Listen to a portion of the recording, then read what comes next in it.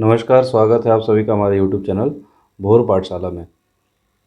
आज हम पढ़ेंगे अंडरस्टैंडिंग अलजेब्रा बेसिक लेवल, जिसमें हम ऐड, सब्सट्रैक्शन, मल्टीप्लाई, डिवीज़न और भी बहुत कुछ जानेंगे। तो आइए शुरू करते हैं। एडिशन लेते हैं। इसमें सबसे पहले अगर a प्लस a करना है तो ये होता है बराबर 2a। मतलब a और a को अगर हम जोड़ेंगे तो ये बराबर हो जाएगा 2a के। अब ये 2a का मतलब क्या होता है, सबसे पहले हम ये जानेंगे। तो इसमें हम देख रहे हैं कि दो टर्म दिया हुआ है, एक कांस्टेंट है और एक वेरिएबल है। हमने अपने पिछले वीडियोस में इसके बारे में कांस्टेंट और वेरिएबल और भी बहुत से टर्म को जाना है। तो यहाँ पे ये एक कांस्टेंट दिया हुआ है और a जो है मतलब कोई भी अल्फ़ाबेटिक न्यूमेरिक अगर अल्फ़ाबेटिकल हमें दिया रहता है तो वो वेरिएबल होता है। तो कुल मिला के ये हो गया 2 इंटू ए। 2a का मतलब है कोई भी वेरिएबल कांस्टेंट के बीच में अगर कोई साइन नहीं है तो वो मल्टीप्लिकेशन होता है। तो यहाँ पे 2 ऑफ a या 2a इसको लिखते हैं। तो a प्लस a हो गया 2a। ठीक है, क्लियर। अगर हमें 2a में अगर एक और a ऐड कर दें तो कितना हो जाएगा, 3a मीन्स 3 इंटू a या 3 ऑफ a, या इसको हम 3 इंटू a भी लिख सकते हैं। ठीक है, अब आइए हम इसमें से एक और एग्जांपल लेते हैं इसको समझने के लिए। अगर हम 3a में ऐड कर दें 4a को तो कितना होगा। तो इनके जो कांस्टेंट टर्म है ना, इन कांस्टेंट टर्म को हम क्या करते हैं, ऐड कर देते हैं आपस में और वेरिएबल को सेम छोड़ देते हैं। सबसे एडिशन का सबसे बेसिक लेवल ये है। 3 और 4 ऐड करेंगे 7 होगा और a जो है उसको एज इट इज़ लिख देंगे। बहुत ही सिंपल एडिशन है। इसी तरीके से अगर कुछ भी एडिशन करना हो आप कांस्टेंट टर्म को ऐड कर दीजिए। लेकिन अगर आपको यहाँ पे दिया है 3a और उसमें सपोज़ करिए कि आपको ऐड करना है 4b, तो क्या ये आपस में आप इसको ऐड कर पाएंगे। तो हमेशा ध्यान रखिए कि अगर 3a है और 4b मतलब इस तरह का डिफरेंट दो टर्म दिया है तो क्या आप इसमें 3 और 4 लिख के a भी लिख देंगे 7ab? नहीं, ये एकदम गलत हो जाएगा। ठीक है, अगर दो अलग अलग वेरिएबल दिया है जैसे a और b दिया है तो ये एज इट इज़ ही लिखा जाएगा। 3a प्लस 4b बराबर 3a प्लस 4b ही होगा। अब हम अगर यहाँ पे एक एग्ज़ाम्पल और लेते हैं 9a प्लस 10a, तो ये इक्वल हो जाता है 19a के। 19a या फिर 19 इंटू a लिखें। ठीक है, कांस्टेंट वेरिएबल के बीच में कोई साइन नहीं है तो मल्टीप्लाई का साइन होगा। ठीक है, तो 19 इंटू a लिखें या फिर 19a लिखें, ये समझने के लिए है। ठीक है, तो कभी भी इसको इस तरीके से समझें ताकि आगे कभी हमें डिवाइड या कुछ करना पड़े तो समझ आए। ठीक है, अगला सेक्शन लेते हैं सब्ट्रैक्शन का। अगर a में से a हमको घटाना है, a माइनस a करना है तो 0 होगा, क्योंकि किसी नंबर में इटसेल्फ उसको घटाए तो 0 आता है। अगर 2a में से a को माइनस करना है तो फिर a आएगा, 1a आएगा। अब 1a का मतलब a होता है। ठीक है, इसको समझने के लिए कि 1a लिखें या a लिखें, ऐसा क्यों, तो 1 इंटू a होगा। ठीक है, लाइक जैसे कि अगर हम यहाँ पे 2 लिखते हैं, नहीं यहाँ पे एग्जांपल लेते हैं, जैसे कि हम अगर इसको हटा देते हैं यहाँ से 1 इंटू 4 करते हैं। ठीक है, तो 1 इंटू 4 इक्वल्स कितना होता है, 4 को 1 से मल्टीप्लाई करेंगे 4 आएगा। इसी तरह a से 1 को मल्टीप्लाई करेंगे तो a आएगा। ठीक है, तो 1a लिखें या फिर a लिखें, 1 इंटू y होगा, तो 1y लिखें या फिर कहीं y लिखें। ठीक है, तो सेम रहेगा, एकदम बेसिक है लॉजिक। तो ये a क्यों आया या फिर 1a लिखा है, हमेशा आपको हर जगह a ही लिखा हुआ मिलेगा। ठीक है, तो इस तरीके से इसको समझना है। अगर हमें फिर एक एग्जांपल है यहाँ पे कि 19a में से हम माइनस करते हैं 4a को, तो हमारा रिज़ल्ट होगा 15a। ठीक है, 15a होगा।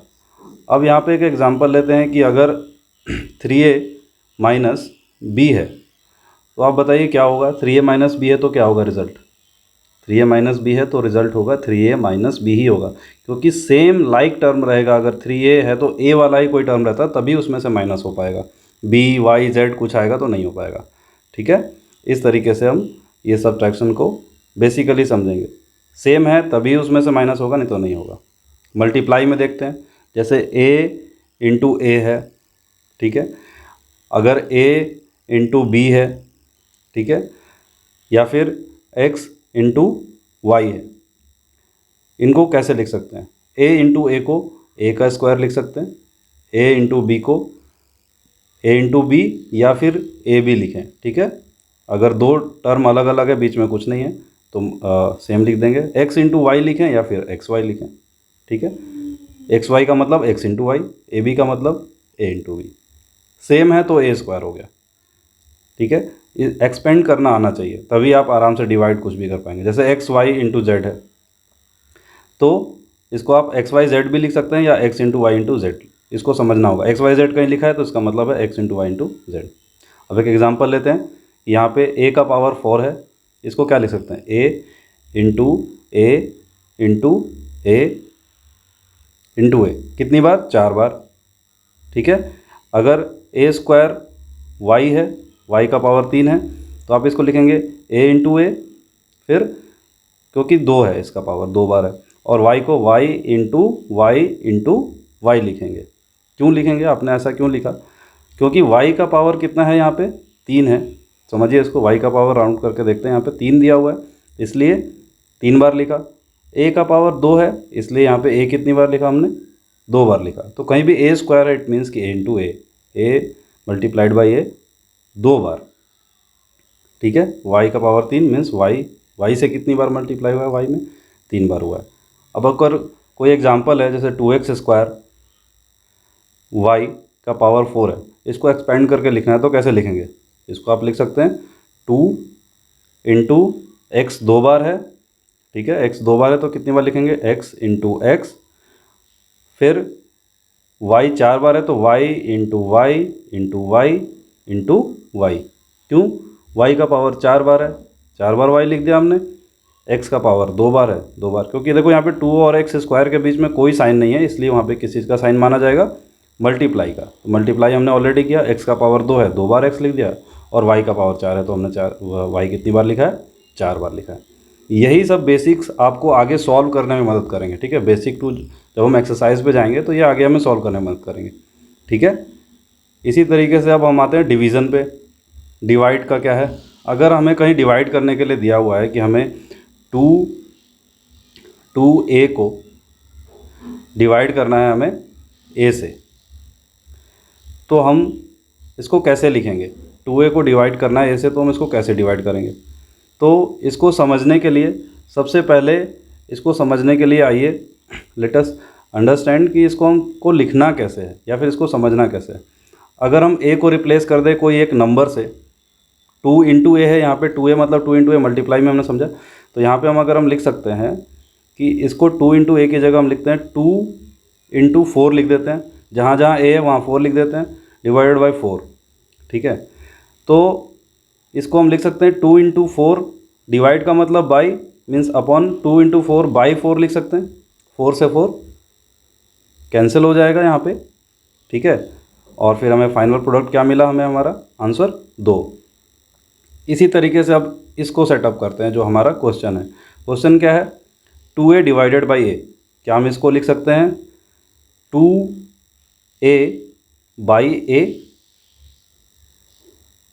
इक्वल 2a का मतलब हमने पहले ही पढ़ा था मल्टीप्लाई वाले सेक्शन में कि 2a बराबर होता है 2 इंटू ए, लिख सकते हैं इसको, ठीक है। अभी हमने मल्टीप्लाई वाले सेक्शन में अभी जस्ट पढ़ा, तो हम इसको 2a को क्या लिख सकते हैं? 2 इंटू ए डिवाइडेड बाई ए से ए कैंसिल हो गया, फाइनल क्या बचा?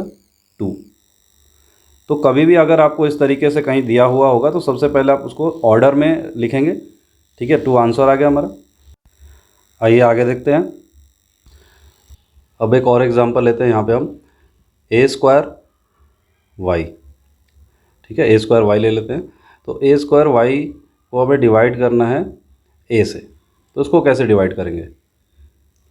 तो हम a square Y by A divided by A को बाई ए लिख सकते हैं। a स्क्वायर को लिख सकते हैं a इंटू वाई है तो y लिख देंगे बाई a से a कैंसिल, फाइनल हमारे पास क्या बचा? a और y, तो a इंटू वाई लिख सकते हैं इसको, ये हमारा फाइनल आंसर है। जैसे हम x इंटू वाई को एक्स वाई लिख सकते हैं। इसी तरीके से a इंटू वाई को ए वाई लिखेंगे। तो अगर कहीं ए वाई ए बी लिखा हुआ मिले तो आप समझिए कि वो a इंटू वाई है। उम्मीद करते हैं कि आपको डिवीज़न तक का ये पोर्शन समझ आया होगा। हम पार्ट 2 में डिवीज़न को थोड़ा सा और एक्सपेंड करके जानेंगे और कुछ सिंप्लीफाई भी करेंगे। जैसे क्लास 8 के लीनियर इक्वेशन का एक्सरसाइज जो है वो हम सॉल्व करेंगे तो और अच्छे से समझ आएगा। चैनल को सब्सक्राइब करना ना भूलें और हमेशा सीखते रहें। Keep learning. Thanks for watching.